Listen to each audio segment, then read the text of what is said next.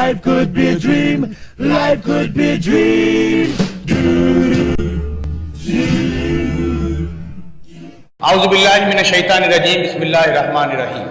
Iqbal day پر میں اپنے پیغام میں یہ کہنا چاہتا ہوں کہ عزیز طلبہ، جیسے کہ کوئی کپڑا اگر صفائی کے لیے استعمال کیا جائے تو اسے گندا کپڑا کہا جاتا ہے، لیکن اگر اسی کپڑے سے لباس بنایا جائے اور وہ خوبصورتی میں اضافے کا باعث ہو تو دیکھنے والے اش اش کرتے ہیں، اور اسی کپڑے سے اگر قرآن پاک کا جزدان بنایا جائے، خانہ کعبہ کا غلاف بنایا جائے تو ہم اسے چومتے ہیں، اپنی آنکھوں سے لگاتے ہیں۔ عزیز طلبہ، کپڑا ایک ہی ہے، لیکن اس کے استعمال نے اس کپڑے کی عزت اور توقیر کے اندر، قدر اور قیمت کے اندر فرق پیدا کر دیا۔ بالکل اسی طرح سے کسی بھی انسان کا عمل اور کردار ہی ہوتا ہے جو اس کی عزت، اہمیت، قدر اور وقار کا باعث بنا کرتا ہے۔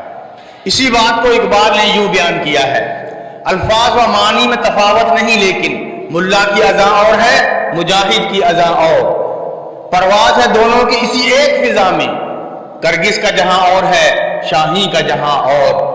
عزیز طلبہ، علامہ اقبال بھی ایک ایسی ہی ہستی ہے جس نے ایک طرف سیاسی طور پر مسلمانوں کو الگ ملک بنانے کا خواب دیا اور اس کی جد و جہد کی، تو دوسری طرف اپنی شاعری سے خوابیدہ مسلمانوں کو جگانے کی کوشش کی۔ اقبال کی یہی خصوصیات ہیں جو اسے صدی کا عظیم شاعر اور شاعر مشرق مرتبے پر سرفراز کرتی ہیں۔ عزیز طلبہ، اقبال کا پیغام قرآن سے جڑنے کا پیغام ہے۔ اقبال کے بقول یہی وہ کتاب تھی جس کو تھام کر عرب کے بدو قبائل صرف 50 سال کے عرصے کے اندر آدھی سے زیادہ دنیا کے حکمران بن گئے، اور جب تک مسلمان اس کتاب پر عمل پیرا رہے، دنیا کی امامت مسلمانوں کے ہاتھ میں رہی، اور جب مسلمانوں نے اس کتاب کو چھوڑ دیا تب سے ہی وہ ذلیل اور خوار ہو رہے ہیں۔ اقبال کے بقول آج بھی مسلمانوں کے ذلت اور پستی سے نکلنے کا نسخہ کیمیا یہی ایک کتاب ہے۔ وہ زمانے میں معزز تھے مسلمان ہو کر، اور تم خوار ہوئے تارک قرآن ہو کر۔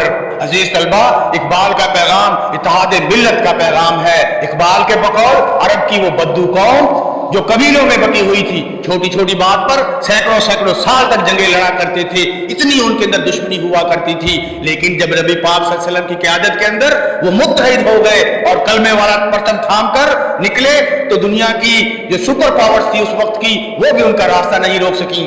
اور جب مسلمانوں نے اتحاد کا دامن چھوڑ دیا تو دنیا کے اندر بے وقت ہوتے چلے گئے، تقسیم در تقسیم ہوتے چلے گئے۔ پہلے عربی اور عجمی کے اندر بٹے، پھر ملکوں کے اندر بٹے، پھر صوبوں کے اندر بٹے، پھر قوموں کے اندر بٹے، پھر ذاتوں اور برادریوں کے اندر بٹے، پھر فرقوں کے اندر بٹے، پھر پارٹیوں کے اندر بٹے، تقسیم در تقسیم در تقسیم در تقسیم ہوتے چلے گئے۔ حرم پاک بھی، اللہ بھی، قرآن بھی ایک، کچھ بڑی بات تھی جو ہوتے مسلمان بھی ایک۔ فرقہ بندی ہے اور کہیں ذاتیں ہیں، کیا زمانے میں پنپنے کی یہی باتیں ہیں؟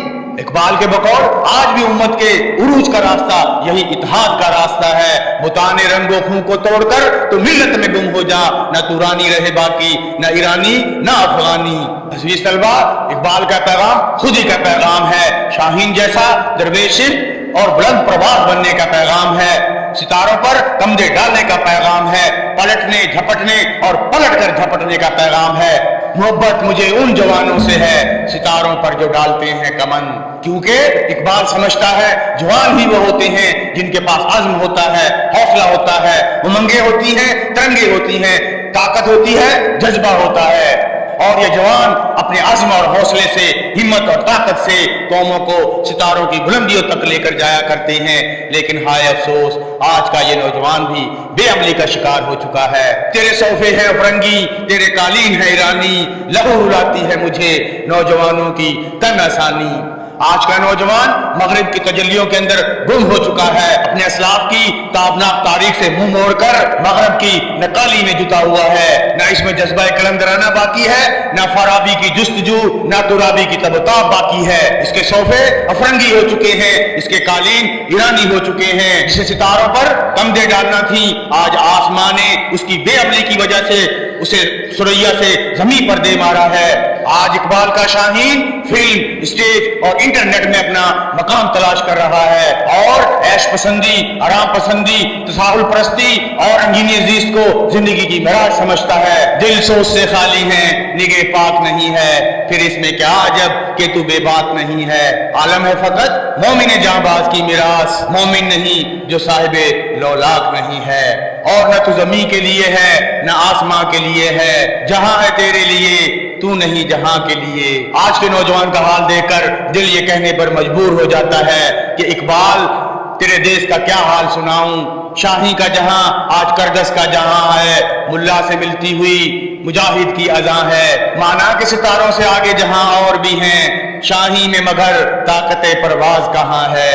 اقبال تیرے دیش کا کیا حال سناؤں، بے باکی و حق گوئی سے گھبراتا ہے مومن، مکاری اور خودداری پر اتراتا ہے مومن، جس رزق سے پرواز میں کوتاہی کا ڈر ہو اس رزق کو بڑے شوق سے کھاتا ہے مومن۔ اقبال تیرے دیش کا کیا حال سناؤں، اقبال تیرے دیش کا کیا حال سناؤں۔ اقبال کے شاہینوں، سستی اور تساہل، بے عملی اور کاہلی کو چھوڑ کر اٹھو اور اس امت مسلمہ کی بھنور میں پھنسی ہوئی کشتی کو پار لگا دو۔